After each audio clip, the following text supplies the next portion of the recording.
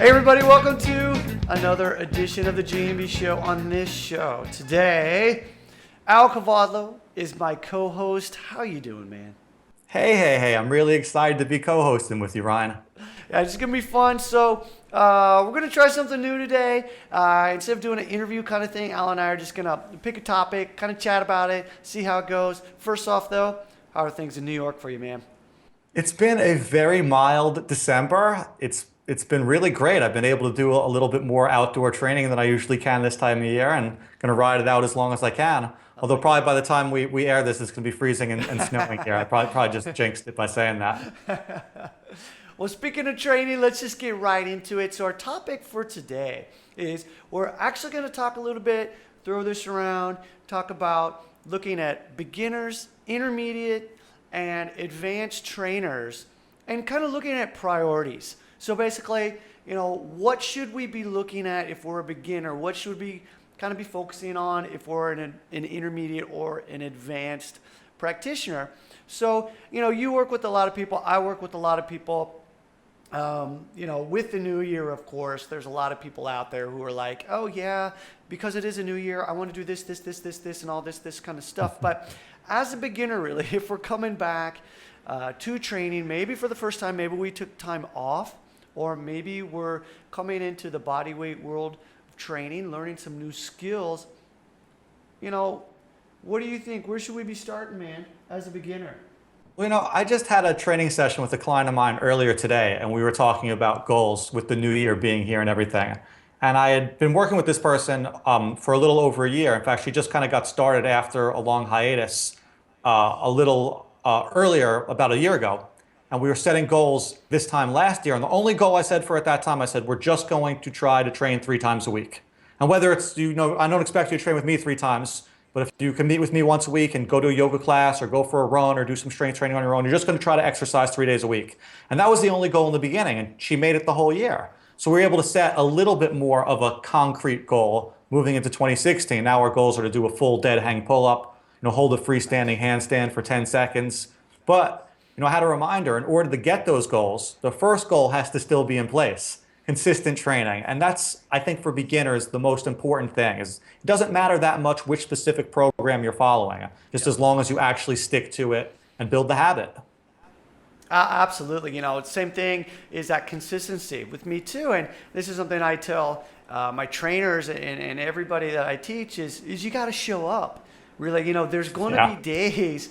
There are going to be days where you're like, I would rather do something else, But if you're looking for an excuse, you'll always find one, right? That's right, yeah. And just like my judo, way back when I first came to Japan, and it was with my judo career and everything like that. It was my coach. I remember he was like, "You just got to show up on the mat. You just got to step on the mat." Because it's like you determine how things are going to be. And so no one else, you, Al, or me, I'm not going to be able to hold that person's hand and get them to do it. You decide. But first of all you got to do is just, step on the mat. So as far as a beginner goes, yeah, consistency. And personally, if there's a particular skill that you wanted to work on, yeah, I think that's cool. That's great. But I wouldn't get too much into thinking it has to be a certain way and all these details and the programming and whatnot, because let's face it, being on the internet all the time, you can always find another program out there that maybe you should be following, or some other person that you see doing something and you want to learn how they got it. Maybe you want to change things up. But, consistency, just stick with that one thing and keep going with it. It'll gradually get you to the point where you're able to maybe do it, right? But I want to do it perfectly the first time, Ryan. Isn't that how these things work? Oh, absolutely. And I'm sure you're the same way. Don't you love it when you get an email or something and somebody says, I watched your tutorial and I tried it once and I couldn't get it. Well, just give up on life, right? Yeah. But, but that's a good example there of you and I have done these particular skills thousands and thousands of times. That's why we did the tutorial, right? We're not going to do a tutorial on something that we just learned yesterday. As far as a beginner, though, to go back to what you said, that consistency. And I think another thing, too, is if you're going to work with somebody that you can trust, that you believe in, and be able to follow the process. And so, as you start to go with it, what would be the next step then, as far as, after that consistency, once you have that down, where would you go from there? Well, it is really helpful in the beginning to have some structure because, like you Yeah. said, there are a lot of options out there and it can be overwhelming just trying to figure it out for yourself. So, I like to use this analogy. I'm not a very good cook, but if I'm going to cook something, I try to get a recipe and I try to Yeah. follow the recipe as closely as I can. And if I don't screw it up too bad, sometimes it comes out tasting okay. But a really good chef doesn't need to follow a recipe. They can just go into a kitchen, look at the ingredients, and probably have 10 different great dishes they can make right off the spot. And eventually, if you cook enough, you might get that good. And if you train enough, you might get to that point with your workouts where you can just kind of mix and match and do what you want. But in the beginning, it is nice to kind of have a recipe and know what you're looking to do. But having said that, sometimes you have that recipe and the recipe calls for this, and I don't have that ingredient. Let me use this one instead. Sometimes you have a workout and the workout requires, there's pull-ups in this workout. I don't have a pull-up bar. Okay, well, let's leave those out, but we can still do the other 5 exercises. That's a dangerous thing that happens too. Sometimes people think like, I can't do this exactly as written. Forget it. See, I'm not going to do it at all. No, and that's such a good point. I mean, and like you said, we all tend to look for excuses not to do something. But, with that consistent too, understand that just because you can't do something some way or exactly that way doesn't mean that you should give up. And that's a really good point you bring up about pull-ups because, depending on where you are in the world, it's winter. And so, you might not want to go outside and grab a hold of that bar and do your pull-ups. But hey, there are other things that you can do. And just make sure, again, that you at least do something. And I think another thing, too, is, and I think this is kind of, where we're, looking at priorities and things like that. Changing up and having these backup workouts that even though it might not be your main priority, at least knowing that you did something that will help that main thing. And something that I like to talk about a lot is have your main focus. So why are you doing this? Okay. If you're working to get a handstand, well, then do things that are going to help your handstand instead of saying, oh, well, I can't do my handstands today because my shoulders are sore. So you can do something like working on your wrists. Maybe you can work on your core, and doing something like that that's related. So even though it might not be the exact same thing that you need to do, it's at least helping. I do handstands when my shoulders are sore all the time. I imagine you do too. Oh, And yeah. that's actually like my shoulders are, I could still do a handstand. Right. Still work on that. Yeah. Well, and that's the thing too, because a lot of people. But that's again a difference between being a beginner and being more advanced also. Yeah, and I was just going to say that, and that's a really good point. Yesterday, one of my buddies came over from Singapore, and we were playing around on the hand balancing canes, and I haven't done one arm handstands on the canes in a really long time. And I was kind of nervous because I was kind of like, am I going to be able to do this today? But it was one of those things where I'd done it so many times before that it really didn't matter how I did it that day. It was just a matter of getting back into it and doing it. And so I think maybe this is something else that I found that a lot of people think is when you get back into something, and let's say you're an intermediate level or maybe even an advanced level, don't expect to be able to do things exactly how you used to do them the first time you get back to it. Yeah. And so, I don't know about you, but, Well, I can't just think that I can do something right off the bat. It's funny because the client I was talking to the other day, and we were talking about goals she had for next year, the pull-up, the freestanding handstand. She turned around and asked me, she said, Al, do you have goals for 2016? And I said, my only goal is to not lose the skills I already have. Dude. If I can keep what I've got and get a year older, that's great. That's so funny you said it. I'm sorry I keep interrupting, but that's exactly mine. Is what right now, I'm maintenance mode. That's where I am right now. And people are like, dude, what new skills are you working on? It's funny because I actually look back at 2015 and I was like, what are some of the goals that maybe I got but I could make a little better, and that's it, you know, instead Yeah. of thinking that it's some brand new, just huge goal or something like that. But I love hearing that about you too, because I was like, yeah, all right, yeah. You know, I hear from a lot of people, and they'll come to me and they'll say, "Hey, Al, I just got my first muscle up. Now what?" And I say, "Well, see if you can do a good one." Yeah. Or they say, "I just did my first pistol squat." And I say, "Okay, can you do it a little slower without bouncing at the bottom, without punching your back over quite so much?" And it's just gradually cleaning up that form, tightening up the technique. And the more you spend time with these exercises, the more you realize how much room there is to keep cleaning it up and keep cleaning it up. And you know, like looking at, let's just even like look at the basics, right? Because a lot of people Yeah. think like you're done with the basics. I don't think I'm ever done with the basics, because you know, a lot of people look at it like, okay, I'm gonna do the basics and then I go here and then I go here, but I look at it like as a upward spiral where you always come I like back that. to the right. You come back to the basics at a higher level, so you're always getting better, and the better your basics get, everything else will get better. And so rather than thinking like, oh, I'm going back to the basics, no, you're I don't even know what you say. I'm improving the basics. I don't know, but Yeah. basically that upward performance spiral of sorts. And so, Absolutely. and looking at every movement that way. So I actually just saw a video yesterday of this guy, and it was interesting. And you might have seen it, but it was, is this a perfect muscle up or just a high pull up? Yes, the just Yeah. right. Yeah, I've seen a Right. couple of guys who could do that in person too. Oh, it's amazing, It's something. right? And to Yeah. me, it's not how many really you're doing, but it's how beautifully you can do it. That Quality shows- over quantity. right? You know, and Yeah. so I just thought that was just amazing. So, you know, and that's, I guess, what I was kind of getting at, you know, speaking about looking at me and my maintenance. It's not just keeping it on the same level and making sure I can just do something. It's taking what I was doing and making it better, instead Yeah. of thinking that I need to go and do like triple back flips or what, or, you know, a double back flip even, you know, or something like that. So. Yeah. So what about an advance? Like as far as when we get into the advance, I mean, I think it's still the same no matter what you do as you get more advanced. You know, even coming back to the basics on an even higher level. But, you know, let's say that if you're at a very advanced level, you're probably spending a bit more time working out, and you're probably maybe a trainer, or maybe this is your job.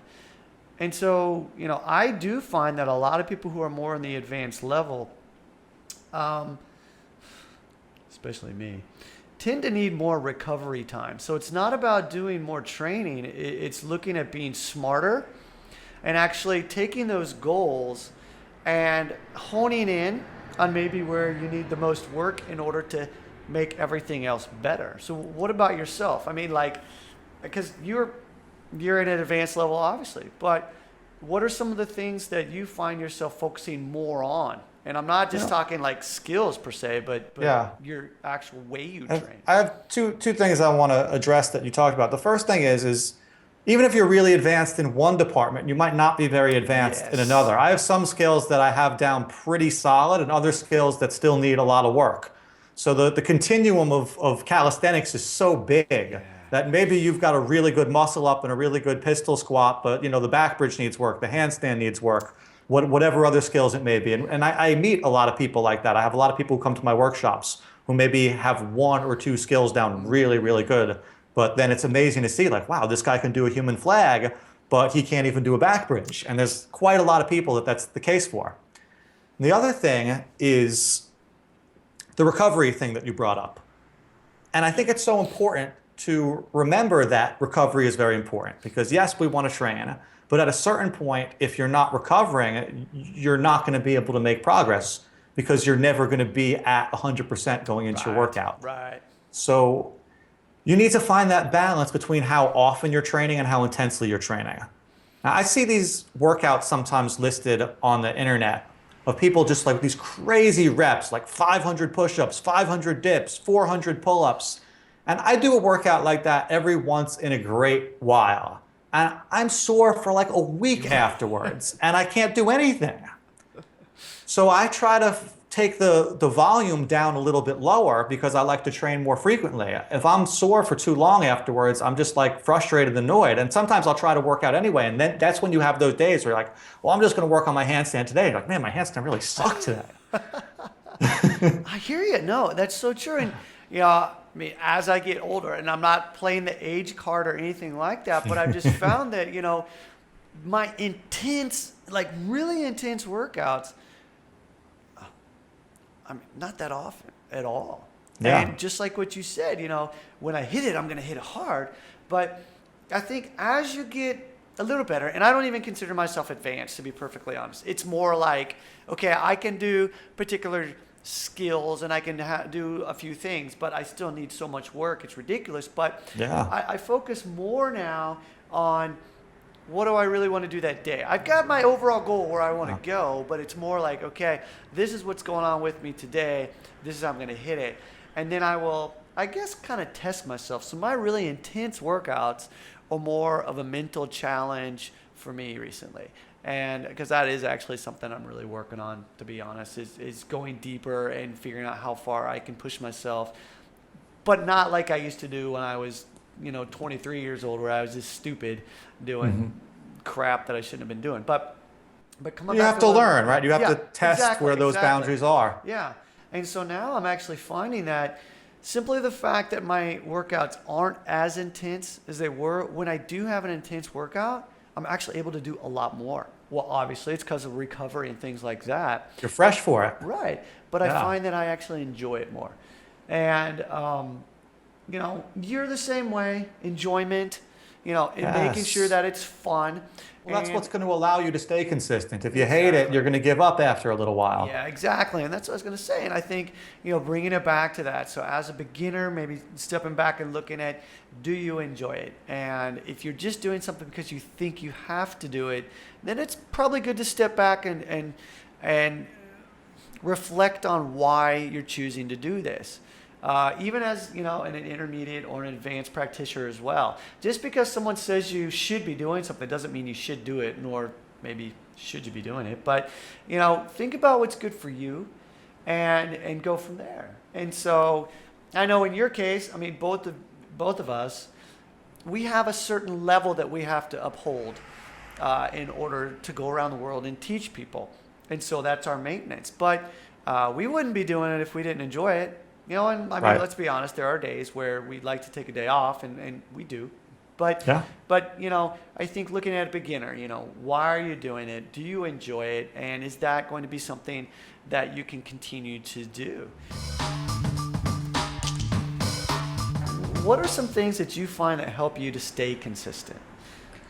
Well, I think for me, and I hope that this doesn't make people feel like, oh, I'm going to give up because, it comes easily to Al. But I've been doing this for so long that it's just so ingrained into my lifestyle. It's not something I really have to make myself do anymore. It's not only, like you said, it's my career, it's my passion. It's just such a big part of my life that of course I'm going to train. And, I'm more likely to be frustrated if I'm too sore and have to take a day off than to be like, oh, I got to force myself to work out today. Right. So I don't really have that concern the way someone might if they're a beginner. Sure. Because it's just there's no question about it. It's like of course I am. Like I'm going to brush my teeth every day too. It's just something I've done for so long. It's just part of my life. No, I get that. Yeah, because I mean we're the same. We're the same with that. But that's why people have to force themselves in the beginning sometimes, because eventually, if you stick with it for long enough, it just does become second nature, and you do find more enjoyment in it, and you do start to feel the benefits more. And I think that is the turning point for most people, is when they have that moment where maybe they put on a pair of jeans they haven't worn in a while, or they see a friend who they haven't seen in a while, and the friend goes, "Oh, you're looking good," or where they are able to do that first pull-up, or whatever it might be. Once that happens for them, then it's that aha moment. Oh, this is why I'm doing this. Yeah. The suffering or whatever it may feel like. Right. You see why you're doing it. Yeah, and you bring up a good point. I mean, and for those of you listening, I mean, don't take it the wrong way. I mean, you do have to suffer a little bit, and no one wants to hear that. But there is a point where you've got to kind of push through that. Not to injury. I'm not talking about that or anything like that. But it's like my big joke is embrace the suck. Because sometimes that happens. But it reminds me of my kids, and you brought up brushing your teeth because I have an 8-year-old and a 6-year-old. And, it's like World War III, when they were younger, trying to get them to brush their teeth. But now they understand, okay, wait, this is just something you do. And you do it, it's going to help you. And so you try and make it more enjoyable. You get the cool toothbrushes for them and everything like that, so. What you're saying essentially is being a fitness trainer is like getting a child to brush their teeth, basically. Basically is what it is, yeah. And sometimes you kind of have to not give them treats, but hey, if you do this, then you get this kind of thing. But that is a thing. It's that the mental aspect of it is so important. And that's why I think having that why you do something is so important. Because again, if it's just someone telling you, oh, you have to do this, without you having that desire to do it, then it's going to be tough. But if it's your own why do I want to do this? Oh, I want to do this because I need to lose weight in order to be healthy for my children. I need to get this pull up because in order, by me getting this, it's going to make me feel better, or whatever it is. And sometimes people will be like, well, that sounds kind of wrong. But again, that's why we do stuff. And in the very, very beginning, a lot of people don't just say, oh, I want to do a one-arm chin-up. In fact, I hope they don't say that in the beginning. I hope they're going to be disappointed for a long time if beginning, right? They go in like that. Yeah, but if you step back and say, oh, I want to be able to comfortably get out of my chair and be able to do something, and setting yourself up for these little wins on the way and making things progressively, make them at a way that you can progressively go towards this goal, then it's going to work out, I think. But I think that me saying embracing the suck just simply means putting in the work and putting in the time, but setting it up so that you're doing it at a way that you're going to create these little wins along the way. I'll tell you, Ron, I have two final thoughts that you just made me think. The first one is, why do it? Because you can, and because you have such direct control over it. And there's so few things in life that are like that. So much of life is, oh, this person knows this person, or this person, has an in at this thing, or whatever. They won this raffle, or God knows what. But fitness, you have to earn it. And that's what's beautiful about it. And it doesn't matter where you're starting off, or who you are, if you're rich, or if you're poor, if you're black, if you're white, if you're straight, or you're gay, whatever it is, if you put in the work, boom, you get the results. And I think that that's such an empowering phenomenon. Why wouldn't someone want to embrace that and reach their full potential? And, I don't even remember what the other thought is. Let's just end on that one. That was a better thought. Sounds good, man. All right. Thanks for listening, everybody. I hope you enjoyed this show. Look forward to upcoming shows, because I'm going to have Al on here again. And by the way, if you have any questions that you would like for me or Al or both of us to answer, please let us know. Also, Happy New Year, everybody. Hey. Thanks for listening. All right. Cheers. Talk to you soon. It was great. Let's do it again. Thanks, everybody. All right. For more great info, join us over at gmb.io. And be sure to check us out on iTunes and YouTube.